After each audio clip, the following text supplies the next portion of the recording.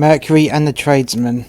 When Jupiter was creating man, he told Mercury to make us an infusion of lies and to add a little of it to the other ingredients, which went to the making of the tradesman. Mercury did so and introduced an equal amount into each in turn, the tallow chandler and the greengrocer and the haberdasher and all, till he came to the horse dealer, who was last in the list.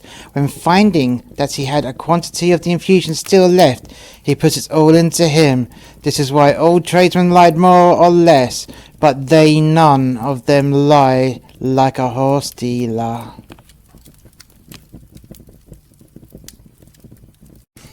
The Bear and the Fox.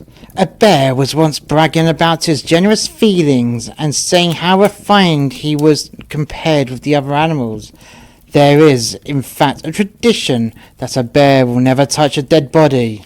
A fox, who heard him talking in his strain, smiled and said, "My friend, when you are hungry, I only wish you would confine your attention to the dead and leave the living alone. A hypocrite deceives no one but himself." The Mice and the Weasels. There was a war between the mice and the weasels, in which the mice always got the worst of it, numbers of them being killed and eaten by the weasels.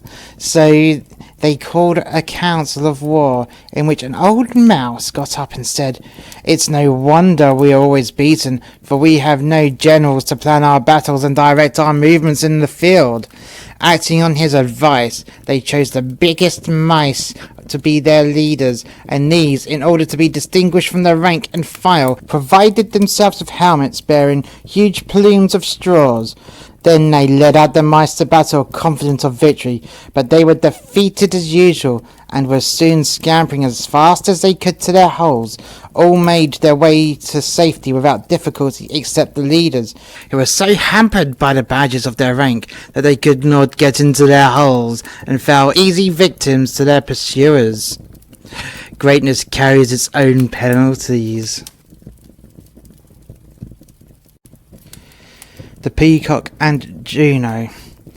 The peacock was greatly discontented because he had not a beautiful voice like the nightingale, and he went and complained to Juno about it. The nightingale's song said, "He is the envy of all the birds, but whenever I utter a sound I become a laughing stock." The goddess tried to console him by saying, "You have not, it is true, the power of song, then you far excel all the rest in beauty. Your neck flashes like an emerald, and your splendid tail is a marvel of gorgeous colour." But the peacock was not appeased. "What is the use," he said, "of being beautiful with a voice like mine?" Then Juno replied with a shade of sternness in her tones, "Fate has allotted to all their destined gifts, to yourself beauty, to the eagle's strength, to the nightingale's song, and so on to all the rest of their degree. But you alone are dissatisfied with your portion. Then make no more complaints, for if your present wish were granted, you would quickly find cause for fresh discontent."